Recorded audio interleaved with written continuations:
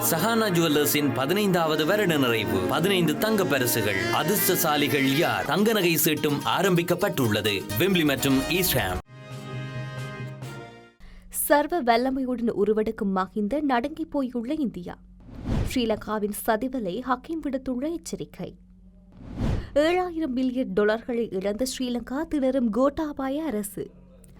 போராளிகளின் தியாகம் வீணாகாது, அடிபணிய மாட்டோம் சம்பந்தன் சூளுரை. மஹிந்தவிடம் சென்றால் உதைவிழும் கருணா மிரட்டல். பாடசாலைகளின் நேரங்களில் மாற்றம் கல்வி அமைச்சு அறிவிப்பு. சீனாவின் அதிர வைக்கும் திருட்டு அம்பலப்படுத்தியது அமெரிக்கா.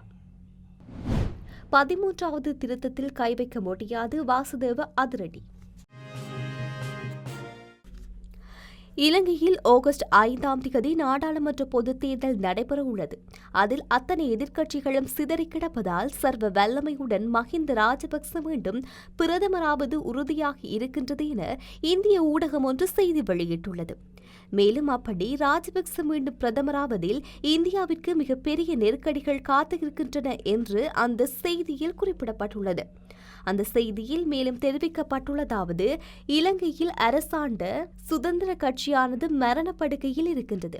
அப்படி ஒரு கட்சி இருப்பதற்கான சுவடே இல்லை. இத்தனைக்கும் இந்த கட்சியின் தற்போதைய தலைவராக இருப்பவர் முன்னாள் அதிபர் மைத்திரிபால சிறிசேன. ஸ்ரீலங்கா சுதந்திர கட்சியை உதறி தள்ளிவிட்டு மஹிந்த ராஜபக்ச குடும்பமோ ஸ்ரீலங்கா பொதுஜன பெரமுன என்ற முன்னணியை உருவாக்கி இருக்கின்றது. ராஜபக்ச குடும்பத்தினரை தலைவர்களாக 100% ஏற்றுக்கொண்டவர்கள் நிறைந்த இந்த கட்சி அதிபர் நாற்காலியில் கோட்டாபாயவை உட்கார வைத்த நிலையில் எந்த ஒரு நெருக்கடியிலும் சிக்காமல் தாங்கள் நினைத்த சிங்கள பௌத்த பேரினவாத அரசாங்கத்தை முழுமையாக செயல்படுத்த முனைப்புடன் களத்தில் இருக்கின்றது. களத்தில் வெற்றி காற்றும் இந்த திசையை நோக்கித்தான் இருக்கின்றது. ஏனெனில் ராஜபக்சவை எதிர்க்கக்கூடிய ரணில் விக்ரமசிங்கவின் ஐக்கிய தேசிய கட்சி பிளவுபட்டு இருக்கின்றது. ஐக்கிய தேசிய கட்சியில் இருந்து வெளியேறி ஐக்கிய மக்கள் சக்தியை கட்டியமைத்திருக்கும் சஜித் பிரேமதாச தனி அணியாக இருக்கின்றார். மலையக தமிழ் கட்சிகளை பொறுத்தவரையில் இந்த சிங்கள கட்சிகளுடன் இணைந்திருப்பதால் அவர்கள் ஒன்றும் தீர்மானிக்கின்ற சக்தியாக இருக்கப் போவதில்லை. கடந்த காலங்களில் தமிழர்கள் இஸ்லாமியர்கள் கொத்தாக குறிப்பிட்ட இடங்களை பெற்று எதிர்க்கட்சியாக கூட அமர்ந்திருந்தார்கள். அதனால் ஒருவித அனுசரணை போக்கை அரசு வெளிப்படுத்தி வந்தது.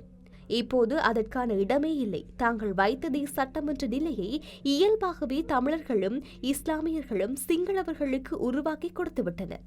இதனால் இந்தியா உள்ளிட்ட நாடுகள் எந்த ஒன்றின் பெயராலும் இனிவரும் காலங்களில் இலங்கை அரசை நெருக்கடிகளுக்குள் உள்ளாக்க முடியாது.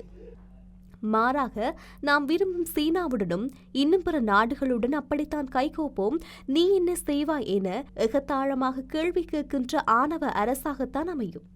இது நிச்சயம் இந்தியாவுக்கு மிக மோசமான நெருக்கடியை தரக்கூடியதாகவும் அமையும் என்கின்றனர் அரசியல் பார்வையாளர்கள். இவ்வாறு இந்திய ஊடகம் ஒன்று செய்தி வெளியிட்டுள்ளது.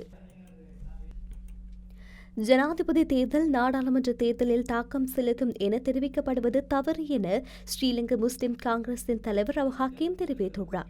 கண்டி தெஹியங்கவில் இடம்பெற்ற பிரச்சார கூட்டத்திலேயே ஹக்கீம் இதனை தெரிவித்துள்ளார்.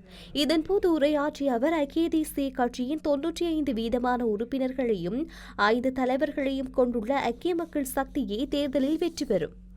ஐக்கிய மக்கள் சக்தியின் கூட்டத்தில் பெரும்பாலான மக்கள் கலந்து கொள்கின்றனர். இது ஐக்கிய மக்கள் சக்தி அடுத்த அரசாங்கத்தை அமைக்கும் என்பதை வெளிப்படுத்தியுள்ளது. உயிர்த்த ஞாயிறு தாக்குதலில் குறித்த விசாரணை என்ற பெயரில் அரசாங்கம் மக்கள் மத்தியில் அச்சத்தை ஏற்படுத்துகின்றது. இதனால் இலத்திரனியல் ஊடகங்கள் மூலம் அதிக முக்கியத்துவத்தை வழங்குகின்றது. இதன் மூலம் இவர்கள் பெரும்பான்மை சமூகத்தின் வாக்குகளை பெறுவது குறித்து கவனம் செலுத்துகின்றனர். அவர்கள் தற்போது தமக்குள் வாக்கு வங்கியை காப்பாற்ற நினைக்கின்றனர். நாடாளுமன்றத்தில் முஸ்லிம் பிரதிநிதித்துவத்தை குறைப்பதற்கு முயற்சி செய்கின்றனர். ஆனால் மக்கள் புத்திசாலிகள், அவர்கள் இந்த வேலையில் விழமாட்டார்கள். நாடாளுமன்றத்திலும் சர்வதேச அரங்கிலும் துணிச்சலாக தமது கருத்துக்களை முன்வைக்கக்கூடிய அரசியல் தலைமைத்துவம் நாட்டிற்கு அவசியம். ஐக்கிய மக்கள் சக்தியின் தலைவர் சஜித் பிரேமதாச அவ்வாறான தலைவர்கள் நாடாளுமன்றத்தை பிரதிநிதித்துவப்படுத்தும் செயல்நிலையை உருவாக்கியிருக்கின்றார். முஸ்லிம்களை அவமதிப்பதற்கும் அவர்களின் வாக்களிப்பு வீதத்தை குறைப்பதற்கும் பல நாடகங்கள் இடம்பெறுகின்றன. மக்கள் புத்திசாலித்தனமாக சிந்தித்து இந்த சதி முயற்சிகளை முறியடிக்க வேண்டும்.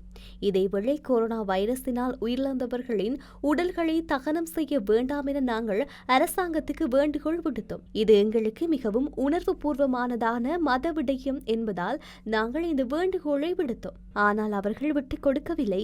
இதன் காரணமாக முஸ்லிம் மக்களிடமிருந்த சிறிய அனுதாபத்தையும் அவர்கள் இழந்துள்ளனர் என்றார். தேர்தலுக்கு பின்னர் சிறிய மாற்றங்களுடன் அரசாங்கம் MCC உடன்படிக்கையில் கைச்சாத்திடுவதற்கு தயாராகின்றது என ஐக்கிய தேசிய கட்சியின் தலைவர் ரணில் விக்ரமசிங்க தெரிவித்துள்ளார். ரத்னபுரியில் தேர்தல் பிரச்சாரத்தில் உரையாற்றுகையில் அவர் இதனை தெரிவித்துள்ளார். இதன்போது உரையாற்றிய அவர் பொதுஜன பெரமுன அரசாங்கம் MCC உடன்படிக்கையை புறக்கணிக்கும் என்ற தேர்தல் வாக்குறுதியை அளித்த போதிலும் அரசாங்கம் சில மாற்றங்களுடன் MCC உடன்படிக்கையில் கைச்சாத்திட திட்டமிட்டிருக்கின்றது. நாடு எதிர்கொள்கின்ற மோசமான பொருளாதார நெருக்கடியிலிருந்து விடுபடுவதற்கான வழி அரசாங்கத்திற்கு தெரியவில்லை. நாடு கொரோனா வைரஸ் காரணமாக $7,000 மில்லியன் இழந்துள்ளது. எனினும் கொரோனா வைரஸிற்கு முன்னரே நாட்டின் பொருளாதாரம் மிக மோசமாக பாதிக்கப்பட்டிருந்தது. அரசாங்கத்திற்கு இதுவரை வெளிநாட்டு உதவிகள் கிடைக்கவில்லை. சர்வதேச சமூகம் அரசாங்கத்தின் கொள்கைகளை ஏற்றுக்கொள்ளவில்லை. இதேவேளை அமெரிக்காவுடன் திரைசேரி பிணைமுறி தொடர்பான பேச்சுவார்த்தைகளில் அரசாங்கம் ஈடுபட்டுள்ளது என்றார். அடிபணிந்து அபிவிருத்தியை பெறுவது என்பது எம்மிடம் செல்லாது. உரிமையுடனான அபிவிருத்தி எனில் அதற்கு நாங்கள் எப்போதும் தயாராக இருக்கின்றோம் என தமிழ் தேசிய கூட்டமைப்பின் தலைவரும் திருகோணமலை மாவட்ட முதன்மை வேட்பாளருமான இரா சம்பந்தன் தெரிவித்தார். திருகோணமலையில் நேற்றைய தினம் இடம்பெற்ற ஜனநாயக போராளிகள் கட்சியுடனான கலந்துரையாடலின் போது அவர் இவ்வாறு தெரிவித்தார்.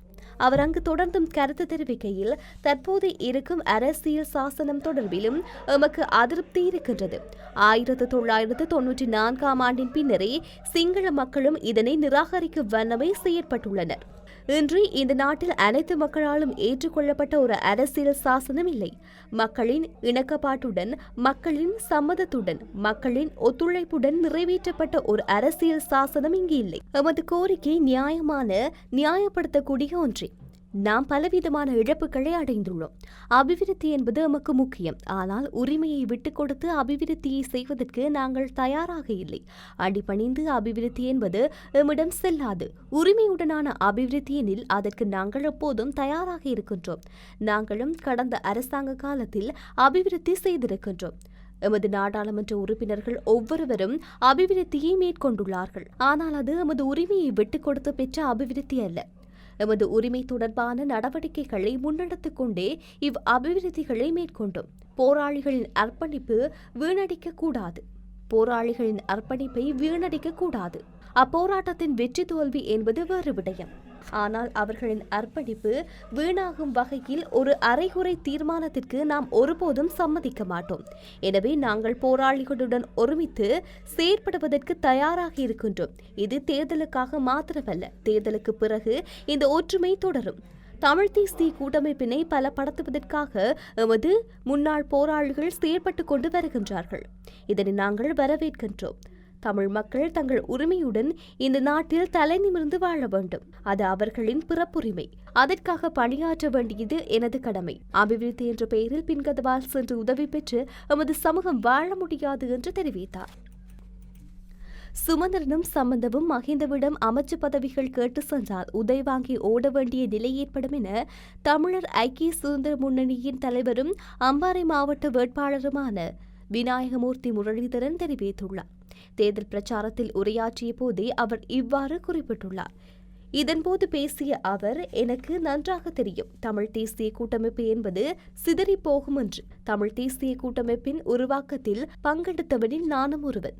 தமிழர்களின் போராட்டம் உலகின் கவனத்தில் ஈர்க்கப்படுவதில்லை என்ற காரணத்தினாலேயே இது ஆரம்பிக்கப்பட்டது. தமிழ் தேசிய கூட்டமைப்பு ஆரம்பிக்கப்பட்ட காலத்தில் சிறந்த முறையில் செயற்பட்டது. சம்பந்தன் அவர்களை தமிழ் தேசிய கூட்டமைப்பிற்கு பொறுப்பாக தலைவர் நியமித்தார். முன்னர் சிறந்த தலைவர்கள் இருந்து சிறந்த முறையில் கடமையாற்றினார்கள். ஆனால் அந்த கட்சி இன்று மாற்றமடைந்து இன்று தமிழ் மக்களை அடகு வைத்து தமிழ் மக்களின் வாழ்வாதாரத்தினை குழி தோண்டி புதைத்து மாற்று சமூகத்திடம் விற்றுவிட்டனர். அந்த அளவுக்கு கேவலமான கட்சியாக தமிழ் தேசிய கூட்டமைப்பு மாறிவிட்டது. நாங்களும் தனி தமிழ் கட்சியாக வந்துள்ளோம்.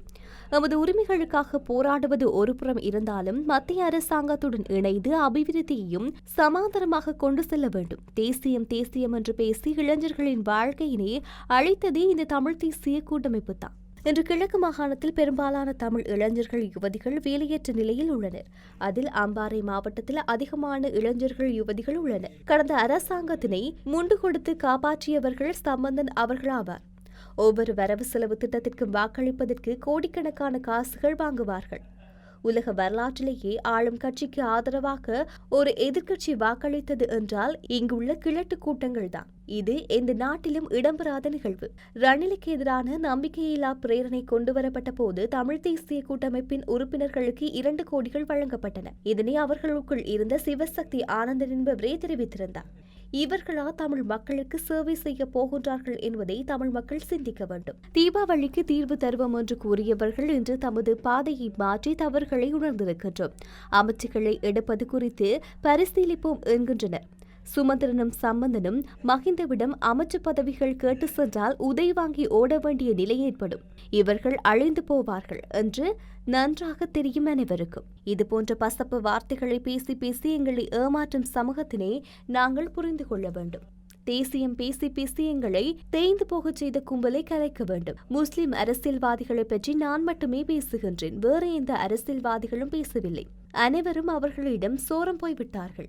மஹிந்த கோட்டா அரசாங்கம் குறைந்தது 20 வருடங்கள் நீடிக்கும். இந்த 20 வருடங்களையும் நாங்கள் பயன்படுத்த வேண்டும். இந்த அரசாங்கத்திற்கும் எமக்கும் இடையில் நல்ல நெருக்கம் இருக்கின்றது. எவ்வளவோ எனக்கு எதிராக கூக்குரல் இட்டார்கள், எதுவும் செய்ய முடியவில்லை. நேற்று ஒருவர் கடுவிலையில் எனக்கு எதிராக வழக்கு தாக்கல் செய்தார். அதனை நீதிமன்றம் தூக்கி எறிந்துவிட்டது. அரசியல் மேடைகளில் பேசுவதற்கு எதிராக சட்ட நடவடிக்கை எடுக்க முடியாது. அனைவரது ஊழல்களையும் தேர்தல் மேடைகள் மூலம் வெளியில் கொண்டு வர முடியும். சட்டம் தெரியாமல் நான் கதைக்கவில்லை என்றார். எதிர்வரும் திங்கட்கிழமை முதல் மீண்டும் பாடசாலைகள் ஆரம்பிக்கப்பட உள்ள நிலையில் மாலை 3:30 வரை கல்வி நடவடிக்கைகள் மேற்கொள்ளுமாறு கல்வி அமைச்சு அறிவித்துள்ளது. அந்தந்த வகுப்புகளுக்கான ஆசிரியர்களை தவிர வேறு ஆசிரியர்கள் பாடசாலைகளுக்கு வர வேண்டிய அவசியமில்லை என அமைச்சு குறிப்பிட்டுள்ளது. இந்த விதிகளுக்கான புதிய சுற்றறிக்கையை இன்று அல்லது நாளை வெளியிட உள்ளதாக அமைச்சின் அதிகாரிகள் தெரிவித்துள்ளனர். எதிர்வரும் திங்கட்கிழமை 11, 12 மற்றும் 13ஆம் வகுப்புகளுக்கு மாத்திரம் பாடசாலைகள் ஆரம்பிக்கப்பட உள்ளதாக குறிப்பிடப்படுகின்றது. அத்துடன் எதிர்வரும் ஆகஸ்ட் மாதம் 10ஆம் தேதி அனைத்து வகுப்புகளும் ஆரம்பிக்கப்பட உள்ளன. அதற்கான சுற்றறிக்கையை வெளியிட நடவடிக்கை மேற்கொள்ளப்படுவதாக கல்வி அமைச்சு தெரிவித்துள்ளது. உலகெங்கிலும் உள்ள நிறுவனங்களிடமிருந்து கொரோனா தடுப்பூசி ஆராய்ச்சி தகவலை சீனா திருடுவதாக அமெரிக்கா குற்றம் சாட்டியுள்ளது. சீனாவில் தோன்றிய கொரோனா வைரஸ் உலக நாடுகள் முழுவதும் பரவியிருந்தாலும் அமெரிக்காவில் தான் பெரும் பாதிப்பை ஏற்படுத்தியிருக்கின்றது. இந்த வைரஸை சீனா தமது ஆய்வகத்தில் உருவாக்கியதாகவும் திட்டமிட்டே பிற நாடுகளுக்கு கட்டவிழ்த்து விட்டதாகவும் அமெரிக்கா தொடர்ந்தும் குற்றம் சாட்டி வருகின்றது. ஏற்கனவே வர்த்தக போர், தென் சீன கடல் பிரச்சினை போன்றவற்றால் அமெரிக்கா சீனா இடையிலான உறவு மிக மோசமாக இருந்த சூழ்நிலையில் தற்போது கொரோனா வைரஸ் விவகாரம் இரு நாடுகளுக்கு இடையே தீராத பகையாக உருவாகியுள்ளது. மேலும் கொரோனா வைரஸ் விவகாரத்தில் சீனா மீது அமெரிக்கா அடுக்கடுக்கான குற்றச்சாட்டுகளை முன்வைத்து வருகின்றது. இந்த நிலையில் சீன அரசுக்காக வேலை பார்த்து வரும் ஹேக்கர்கள் 2 பேர் கொரோனா வைரசுக்கான தடுப்பூசிகளை உருவாக்கும் நிறுவனங்களை குறிவைத்து உலகெங்கிலும் உள்ள நிறுவனங்களிடமிருந்து நூற்றுக்கணக்கான மில்லியன் டாலர் மதிப்புள்ள அறிவுசார் சொத்துக்கள் மற்றும் வர்த்தக ரகசியங்களை திருடியதாக அமெரிக்கா குற்றம் சாட்டியுள்ளது. சீனாவை சேர்ந்த லீ சியாயூ மற்றும் டோங் ஜியாயூ ஆகிய 2 ஹேக்கர்களும் தனிப்பட்ட லாபத்திற்காக மட்டுமின்றி சீன அரசுக்காகவும் சைபர் குற்றங்களில் ஈடுபட்டு வருவதாக அமெரிக்கா நீதித்துறை தெரிவித்துள்ளது. இவர்கள் இருவரும் சீன அரசாங்கத்திற்காக பிற நாடுகளின் மதிப்புமிக்க ஆராய்ச்சி மற்றும் தொழில்நுட்ப தகவல்களை திருடி வழங்கி வருவதாக தெரிவிக்கப்பட்டுள்ளது.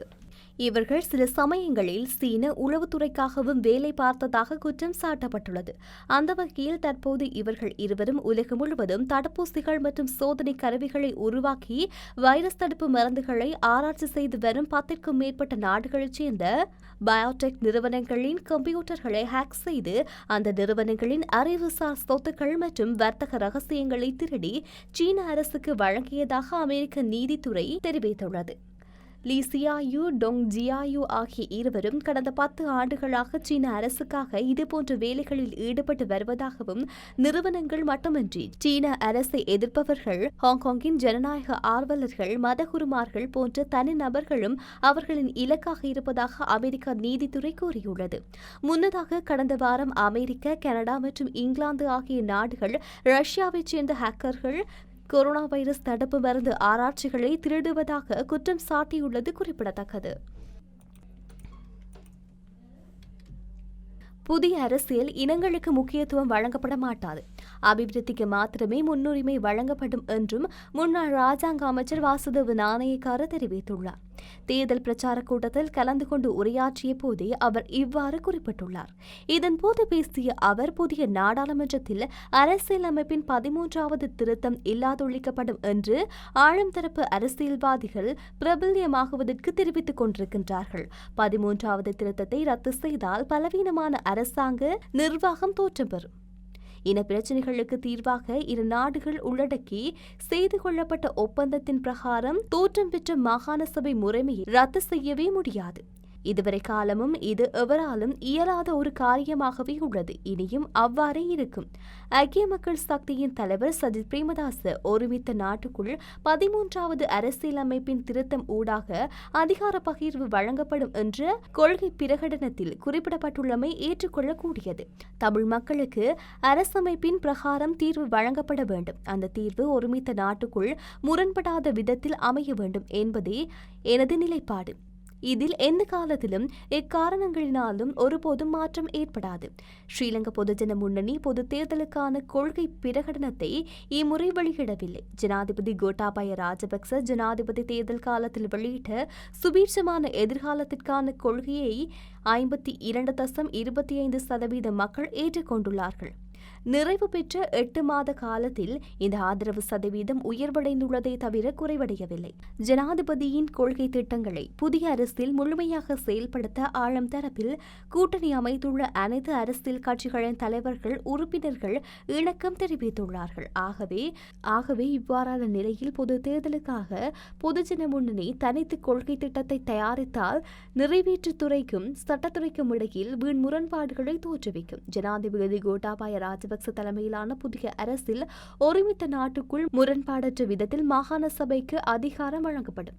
புதிய அரசியல் இனங்களுக்கு முக்கியத்துவம் வழங்கப்பட மாட்டாது, அபிவிருத்திக்கு மாத்திரமே முன்னுரிமை வழங்கப்படும் என்றார்.